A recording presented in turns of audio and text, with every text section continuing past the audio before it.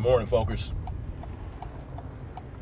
Snapzilla Gorilla, aka The Definition, kicking y'all day off with a short video. I have a question for you guys. How much freedom are you willing to give up for a small amount of public health safety? How much trust are you willing to put into an entity that is responsible for 250 million deaths over the last 100 years?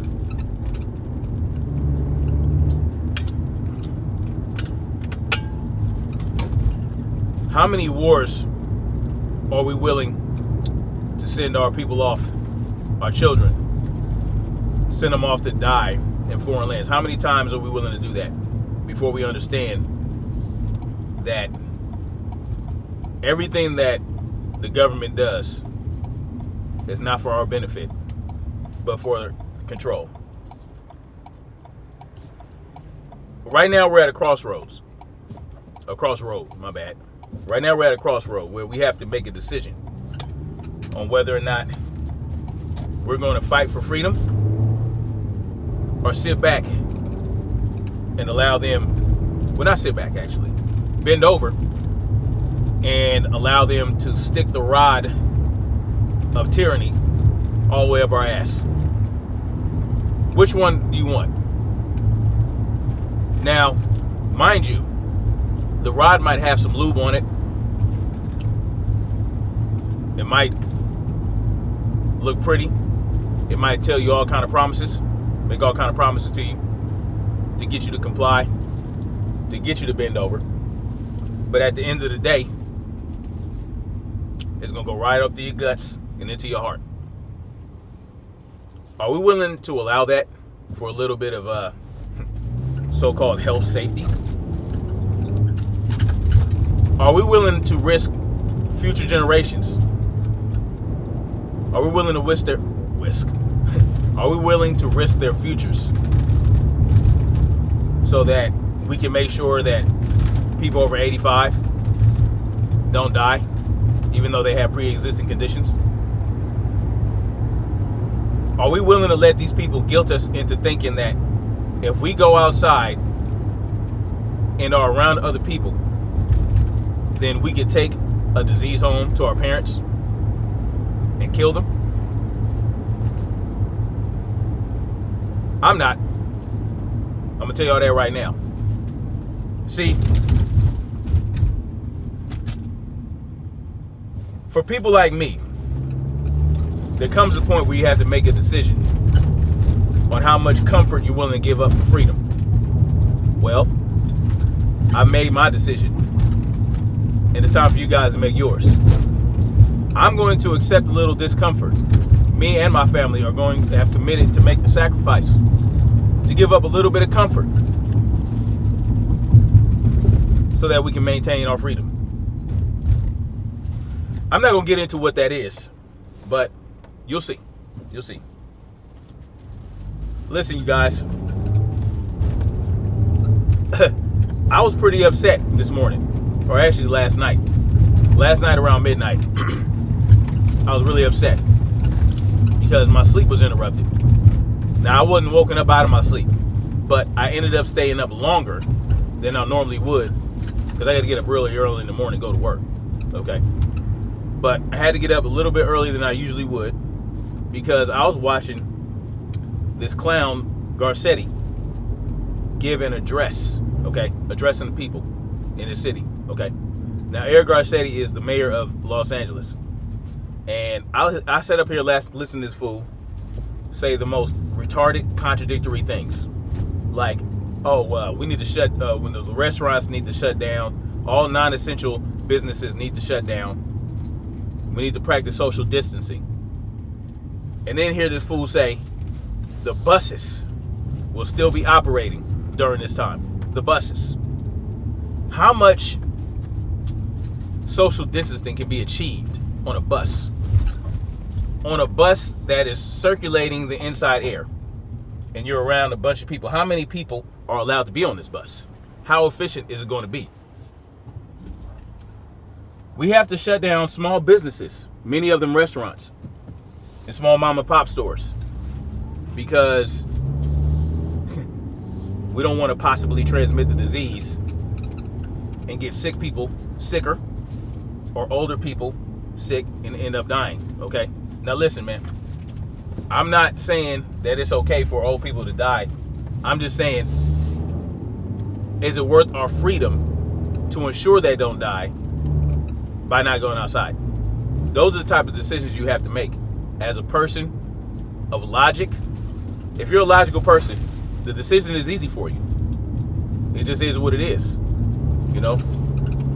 And I broke down yesterday in a video how all kind of coronaviruses run through long-term care facilities. This is nothing new under the sun. COVID-19 is nothing new under the sun. But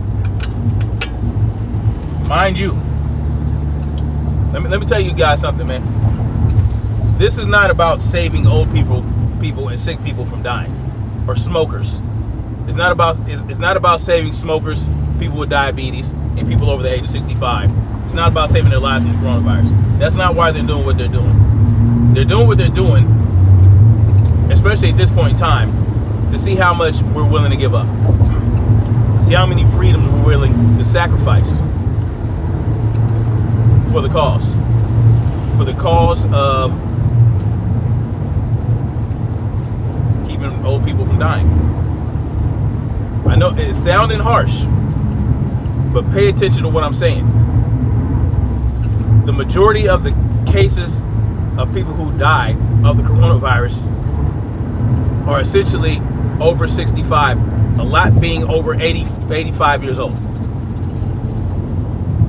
People who might have died anyway.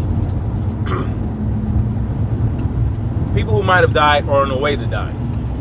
Sounds harsh, right? Well, you know, my grandmother, she died when she was 72 of emphysema. She was a heavy smoker. Now, imagine if she had the COVID-19. What would have killed her first? I don't know, but I know she was suffering. The point is this. Would you rather have a Demolition Man scenario or a Mad Max scenario? Now, that's a false dilemma, okay?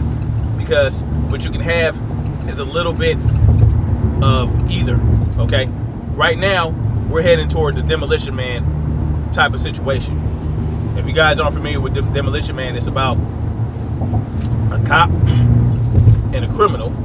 The cop was chasing this criminal for a long time. Now the cop is played by Sylvester Stallone, and the criminal is an extreme psychopath, Wesley Snipes. Wesley Snipes plays Simon.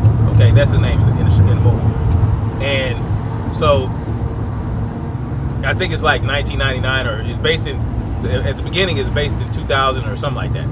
And they have cryogenesis cracking. Okay, they invented cryogenesis, they perfected it, and they can basically freeze people for a certain amount of time. Instead of sentencing them in a jail, you freeze them. Okay, so they froze Simon and they froze the cop because the cop was blamed for killing a busload of people. Okay, long story short, they wake up in the future. Okay, they're released in the future because they released this guy, Clipclaw, I forgot his name. This dictator, okay? This so-called savior / dictator unfroze Simon so that he can wreak havoc on the people, so that he can gain even more control of the people, okay? And to supposedly combat this, they released the cop, played by Sylvester Stallone. And when he woke up, he found out that everything had changed. You couldn't touch people, you couldn't have sex, you had to put on these VR headsets to have sex with people and to feel sensations and touch people, because there were so many diseases that had come out. The people had been told, there's this disease, there's that disease. You can get all kinds of diseases from having sex. You can get all kinds of diseases from hugging and touching. Everybody wore gloves. Okay, firearms were a thing of the past. The only way you can see a firearm is if it was in a museum. Okay, and Sylvester Stallone ended up getting a firearm in a museum that was somehow loaded. You know, it's a movie. But look what's happening now. They're talking about social distancing, and staying 6 feet apart from each other, limiting, not giving each other hugs, elbow bumping, and all that stuff. Well, it's the same thing in Demolition Man. In Demolition Man, there was no paper currency. Everything was on credits. Okay, so you had to buy shit with credits, and if you cussed, the microphone will pick it up. You get a ticket, and they'll take credit from you right out of your account. No need to go to court. You understand what I'm saying? So this is the type of future that Demolition had for the people who gave their freedoms away to a guy who said, there's this disease, there's that disease, we need to implement gun control, and there was a huge earthquake. So their thing was not necessarily the COVID-19 type situation, okay? It was a huge earthquake that destroyed the infrastructure, and this guy stepped up to rebuild the infrastructure. And then, of course, the disease situation. Oh, there's this disease, okay? And what ended up happening, they were controlling Simon. There were certain things that he couldn't do because they had implanted in his brain all kinds of skills. Okay, they gave him all kinds of skills, how to operate in the new world that he woke up in, so that he wouldn't be stumbling and fumbling around, right? He knew how to control all the interfaces and all that shit, and all that. But he also couldn't do certain things like kill the main villain. Okay, he couldn't kill him. He couldn't do it. So they would do things like manipulate your mind, and that's how they rehabbed you. They rehabbed you by putting certain things in your consciousness, and when you woke up, these are things that you wanted to do. Like the cop, the Sylvester Stallone played, he wanted to sew all of a sudden. They made he wanted to sew, and they implanted in his brain the knowledge of how to knit and sew and all that shit. So those are the type of things they would do to the prisoners that would one day be released. That was their rehabilitation. But the thing about Simon and the thing about the cop is they both were able to resist the mind control. They both were able to rebel and revolt, okay, in their own little way. And so the cop kind of turned everything on his head all by himself, you know, and then he encouraged others to do the same, okay? The point is this, and you guys know about Mad Max. In Mad Max, I think there was a nuclear holocaust or something like that. It just turned into the wildlands, the badlands. Everybody running around. You have the ultimate freedom. You have, you know, there's no government. There's no any of that. But there, of course, are people who are trying to control certain regions and situations. It's always going to be the case. And so, but you're in a desert wasteland, and you're free to do what you want as long as you don't run into these groups. These groups might want to rape your wife and your children, so you had to be able to defend yourself. So everybody was armed, everybody was able to defend themselves, everybody was able to fight for what they wanted and for their freedom. Now, the type of future I see, the type of future I want, is one where those freedoms are maintained, okay? Where people are able to voluntarily participate in a community's, you know, a certain community's culture. So if you don't like the culture of that community, you can move on to another community. It's voluntary. The participation is voluntary. I spoke on this. I'm not going to get back into that. The point is this. I see us heading toward a Demolition Man type of future where they want us to wear weird clothes, not touch each other, not eat meat, not have guns, have zero freedom, little to no freedom to do what we want, and to be manipulated and controlled, to have no form of real intimacy, to turn us into subservient NPCs. That's what I see. That's what I see us heading towards. If we keep this up, like I saw the mayor of LA talking his bullshit, and people sitting over there talking about lock us down. You need to ramp down. Oh, you need to ramp up the stay-at-home order. You need to make that a little more strict because people ain't listening. All this other retarded bullshit. When I listen to that shit, we are far. Listen, this is a rant, man. We are far outnumbered by the people who are willing to bend over and take that ride up their ass. The people that really and truly want freedom, we're in the minority. Now, the people that are being controlled, right? We far outnumber the controllers, but there are not enough people aware enough to know, or discerning enough, or have enough critical thinking skills to know when we're being manipulated and screwed and our freedoms are being snatched away. They are willing to give up their freedoms for a little bit of false security, and that's how you get to a Demolition Man type future. All right, that's how you get there. There's too many willing participants in the rat race, in the rat maze. We are willingly stepping into the rat maze. And what happens in the rat maze? You think you're free to go where you want to go, but you're really not, because there's only certain avenues open to you. And at any moment in time, they can shut down an avenue. They can drop a wall on you. They can drop a partition.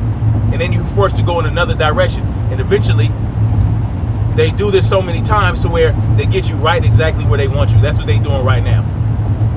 They are manipulating us. We are in a rat's maze.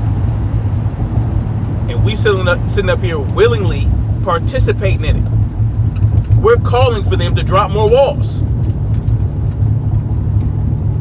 Now, many people have gone out and bought firearms and ammunition, okay, to protect their families because they don't know what's going to happen. But my question is this, or my thought is this: despite the fact that I think we're headed toward a Demolition Man type scenario and that people are willingly giving up their freedoms, at the same time, I'm optimistic that maybe they really deep down in their mind know what's really going on. And in their subconscious, they're not getting the firearms to protect their families from looters. Maybe they're getting their guns and ammunition to protect their families from tyrants, from anyone that would come and do harm to them. These people, these same people who put all their trust in the government and all their trust in police officers and police departments to protect them, perhaps they know that that's not really the case. Look what's happening in Philadelphia. Look what's happening in Dallas. They're pulling back, and they're going to refuse to respond to certain calls.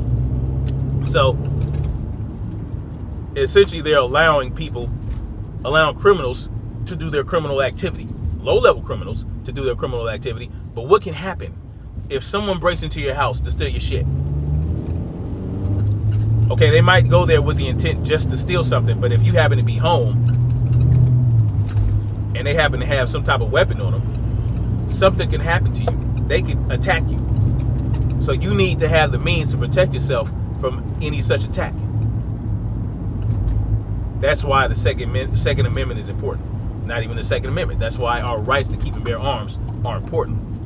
And one thing we need to stop doing is stop resting on the laurels of the Constitution, because it is a written document written by men, and the purpose of the Second Amendment and the Constitution as a whole was not to, it was not to give us rights.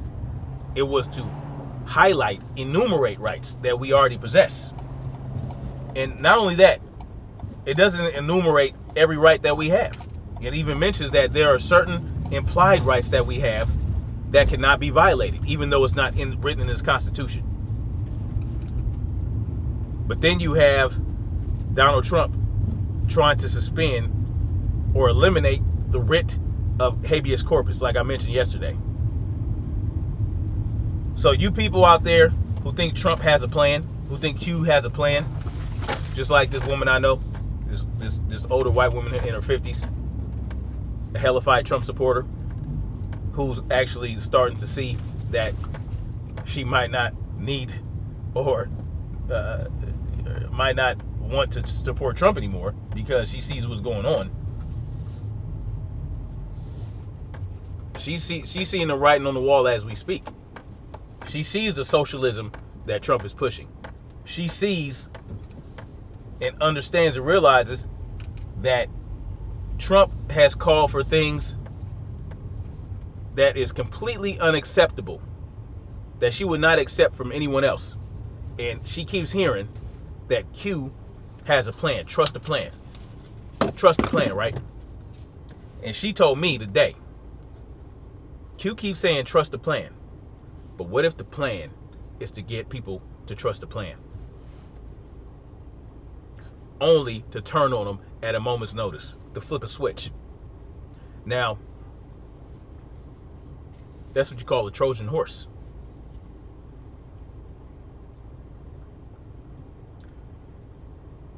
We have to be real careful about what we accept. And as a matter of fact, we should accept nothing from the tyrants. Okay? Nothing is free. Nothing is free. Now, there's a stimulus package that's going to be passed. It's going to happen.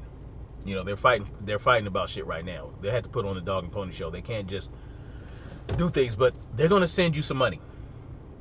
Now, I'm not the one to tell someone what they should and shouldn't accept in terms of that type of thing. But I will say this. We pay taxes. Those of us who work pay taxes. As a matter of fact, we're forced to pay taxes. We're extorted. They take the money right out of our paycheck. And if you don't pay the taxes, or if they feel like they didn't charge you enough for taxes, if they didn't feel like they didn't tax you enough, at the end of the year you end up owing money, you don't pay that. Guess what? They're going to garnish your wages. That money that they take from you every single paycheck, that's something that could be going into something else that you have planned. That's something that you could be using to put in your own interest-bearing account.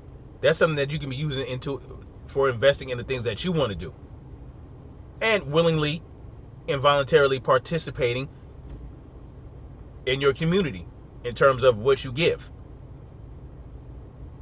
That's something that you can make decisions on for yourself. You worked for it. That's a product of your labor and energies, but they take it from you without question. So I can understand if you say, I paid taxes. They take my money out of my account without my permission every single paycheck. So I can understand you saying, okay, well, I'm getting that's my get back. I can understand that. But understand that what that's doing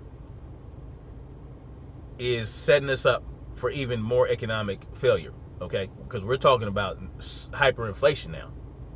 It's going to be some hyperinflation that comes along with those checks.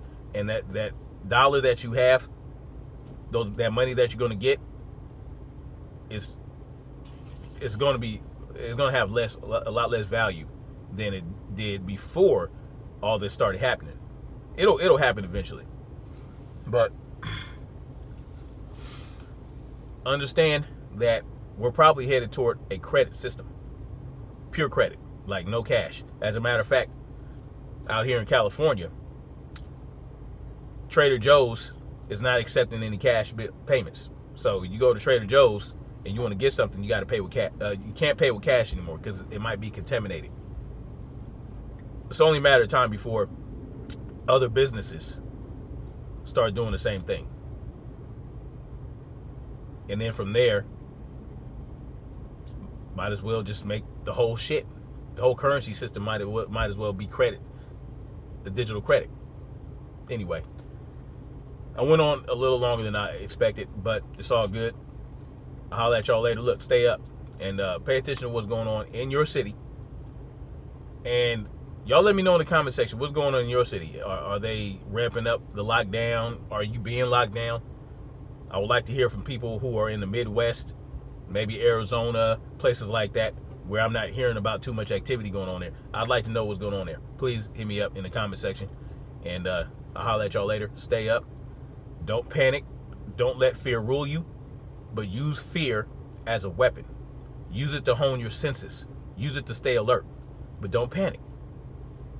I'll let y'all later.